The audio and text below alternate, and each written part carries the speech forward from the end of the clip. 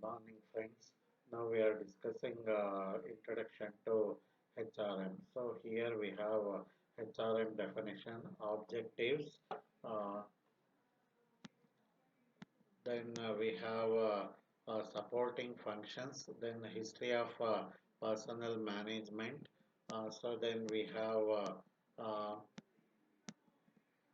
scope of HRM.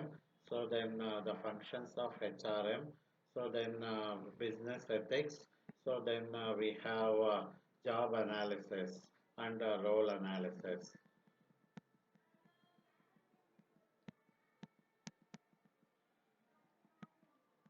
So coming to the definition of HRM.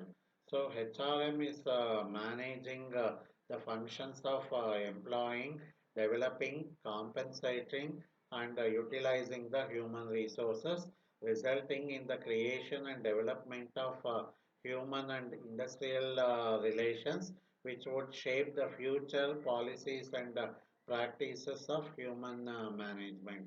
So any management is having the basic five functions, that is planning, organizing, directing, controlling, and staffing. So HRM deals with the employment. So that is the recruitment, selection, placement, training and development, then compensating, that is having the suitable compensation packages to keep the employees happy, and utilizing the human resources so that there will be human and industrial relations will be developed, so that the future policies and practices of human management will be shaped.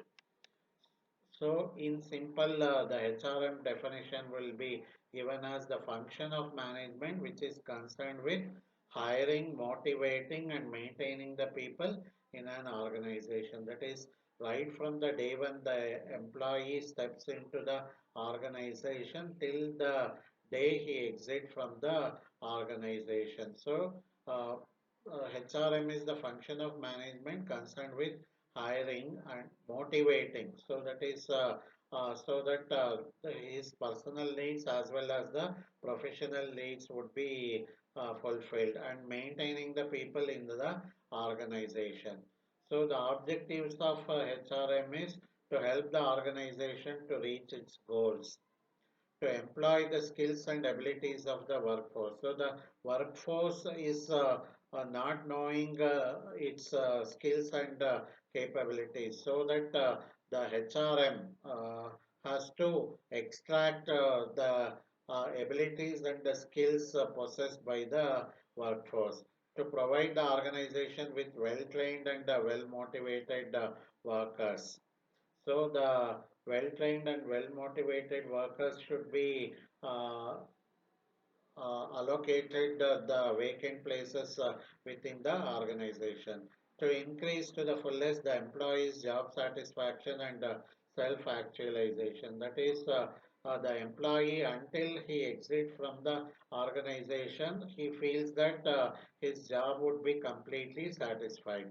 To develop and maintain a quality work life, right from the day when he enters into the organization till he exits from the organization, he should feel that he had a quality work life within the organization.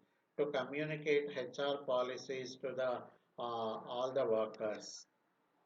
So then HRM is revolving around these things. So HR planning. So here strategic plans will be made.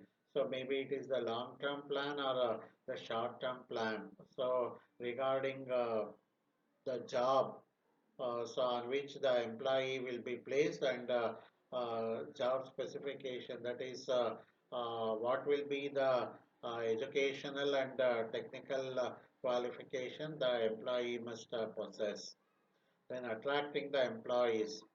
So once the job design is made, so that is job description and job specification, which we are going to deal later. So then it is the planning should be made uh, for recruiting and selecting process. So recruitment and selection. So as a layman, so it sounds the same two words, but actually not. So recruitment is the process of identifying the vacancies existing in the organization and uh, identifying the source of job seekers. Maybe it is the internal source or the external source, which we are dealing little later. So then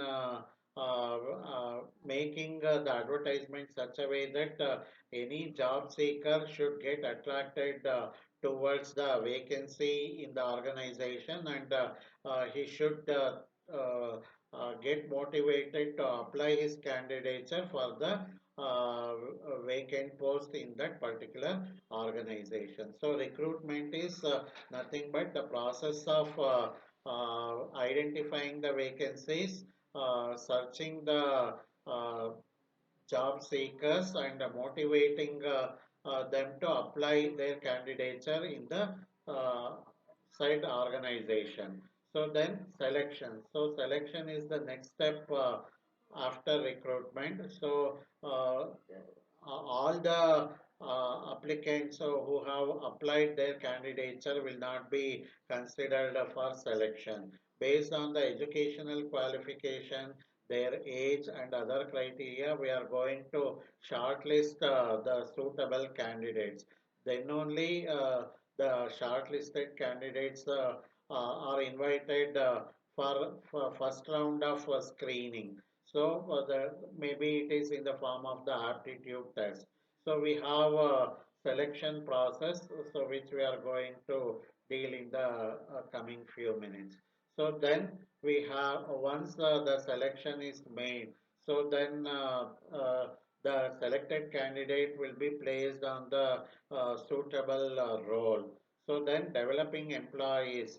So you will be having all sorts of employees, maybe the fresh candidates, semi-skilled labor and full-skilled labor. So depending on their role in the company. So maybe the full training program will be scheduled for the fresh candidates, or semi-skilled labor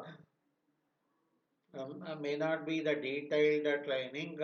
So some short-term training program may be scheduled, and the experienced staff, if it is routine work is assigned to them, no need of any training to be given. So only on any special or job which is not routine. So maybe for that particular job, so suitable training program should be organized. Then performance appraisal to be done. Then retaining employees. The selected candidate to be retained in the organization for long run is a tedious job. So he will be always thinking of jumping to your competitor organization for better salary, better post, and incentives, and so many other factors are attracting him.